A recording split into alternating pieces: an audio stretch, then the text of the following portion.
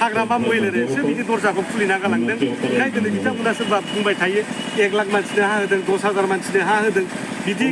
जे बिथांमोना जे बुंनो सुबिदा मोन्दों सोर खालामना होलांखै हाग्रामा महिलारि खालामना होलाङामोन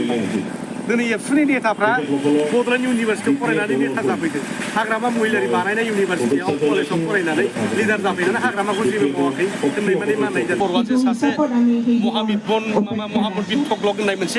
समाव राजा दंमोन नङा होमबा थग्लक फोलेरनि थिग बेबादिनो सासे दा जोंनि गेजेराव मुर्ख रजा होननांगोन आरोखि बर'खौ बे खामानिखौ मावनो रोङा दा रिक्रुटमेन्टबो खालामनो हाया दा ओंखायनो आसाम डाइरेक्ट रिक्रुटमेन्टनि गेजेरजोंसो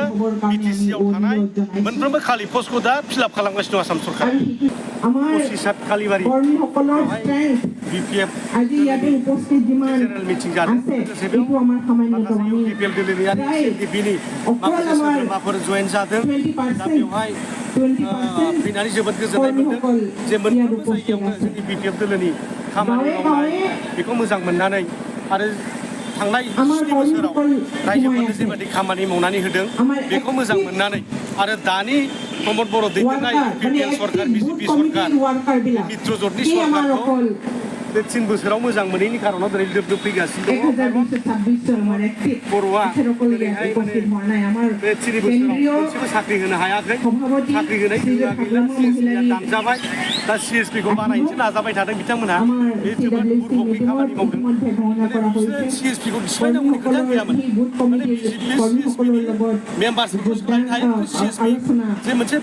संस्था दङ बेखौ सिफायनो दरकारा गैयामोन दा बिसोर बे बुरबकनि खामानि मावदों दा दिनै प्रमद बर'आ सासे महामहित थग्लक होननाय मोनसे समाव राजा दंमोन नङा होमबा थग्लक फोलेरनि थिग बेबादिनो सासे दा जोंनि गेजेराव मुर्ख रजा होननांगोन आरोखि प्रमद बर'खौ बे खामानिखौ मावनो रोङा दा रिक्रुटमेन्टबो खालामनो हाया दा ओंखायनो आसाम डाइरेक्ट रिक्रुटमेन्टनि गेजेरजोंसो बिटिसिआव थानाय मोनफ्रोमबो खालि पस्टखौ दा फिलआप खालामगासिनो दं आसाम सरकार ओंखायनो दिनै मोजां मोननानै दिनै बे 17 बोसोराव आगोलाव जेरेखम साख्रि होबोदों खामानि होबोदों आरो दाबो होलांफिननो हागोन हाग्रामा नङाबा जानाय नंला बेखौ साननानै रोजा रोजा बर' लाइमोनफ्रा बा गुबुन हारिनि लाइमोनफोर इयुथ्सफ्रा स्टुडेन्टफ्रा रानिं स्टुडेन्टफोर जायफ्रा 18 बोसोर बारनानै भट होनो मोनबाय बिथांफ्रा दिनै ज' बिपिएफएल फैगासिनो दं खामानि मावगासिनो दङ फैबाय थानाय 2024 जेरैखि जाया क'क्राझारनिफ्राय एमपि दैथायहरगोन दिल्लीयाव दरं उदालगुरिनिफ्रायबो देरहायहरगोन दा बेखौ बयबो मिशन लानानै ओंखारदों आरो बे मिशनानो जाबाय प्रमद बर' हाटआव बिटिसि बासाव जुबुथिर जीवन बासाव बे मोनसे मिशनखौ आवगायगासिनो दं बिथाङा जेरावखि गेलेया मानो गाबोन जुदि इलेक्सन जायो नायनो बेवहाय फेरेंगाबो देरहाया प्रमद बर' राकेश बर' रावबो देरहाया गाबोन जुदि इलेक्सन डिक्लेयार जायो बिपिएफ दोलोआ 35टानि बारा मोननानै सरकार दागोन बे रोखा जाबाय 60टा समष्टि जादों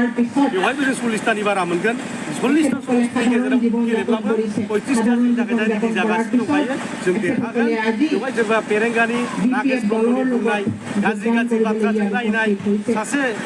माने प्रतिनिधि जानानै रायजो राजाफ्रा भट होनो बिहरदों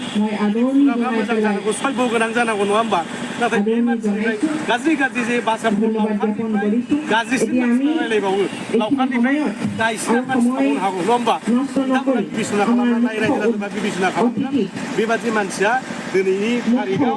बिनि जे राजनितिक प्रसेसआव जोब्बाय आरो नोङो फेरेंगा नागिरबाबो मोननाय नङा फेरेंगाया बानो मोनसेबो दालाय थानाय नङा दालाया रानजोब्बाय बाबानो बायजोबगोन बेबादि अबस्था नाय दिनै बे उन्नति खालामाखैबा बे जोंनि बगिरिबारि जे जोंनि बिमा महामायानि मन्दिर माबायदि साबस्रांखो स्नान घाटआ माबायदि साबस्रांखो दिनै लामाफ्रा बोरै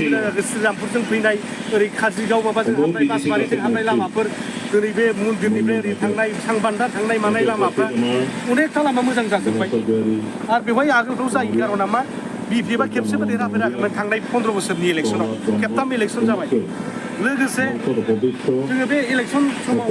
जोङो देरहालाङाखैब्लाबो जोङो नायबाय थादों हाग्रामा महिलारिया नायबाय थादों बे सोरबा बिखुनजोनि सोमोन्दोनि बाथ्रा गैया राजनितिकआ राजनितिक पाब्लिकखौ नायनांगौ नायबाय थादों सोरनो साख्रि होनांगौ होदों सोरनो हा होनांगौ होबाय थादों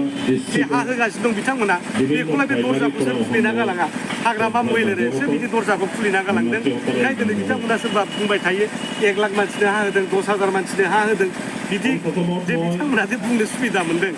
सोर खालामना होलांखै हाग्रामा महिलारि खालामना होलाङामोन दिनै एबसुनि नेताफ्रा बड'लेण्ड इउनिभारसिटियाव फरायनानै नेता जाफैदों हाग्रामा महिलारि बानायनाय इउनिभारसिटियाव कलेजाव फरायनानै लिडार जाफैनानै हाग्रामाखौ जेबो मावाखै होननाय माने माननाय जादों। बिटिआरआव मोनसे गोजोनथाव खौरां। बिटिआरनि सदर सहर क'क्राझारनि जेडि र'डजों नांजाबनाय गोजोनपुरी रयेल एनफिल्ड श'रुमनि गोजौआव थानाय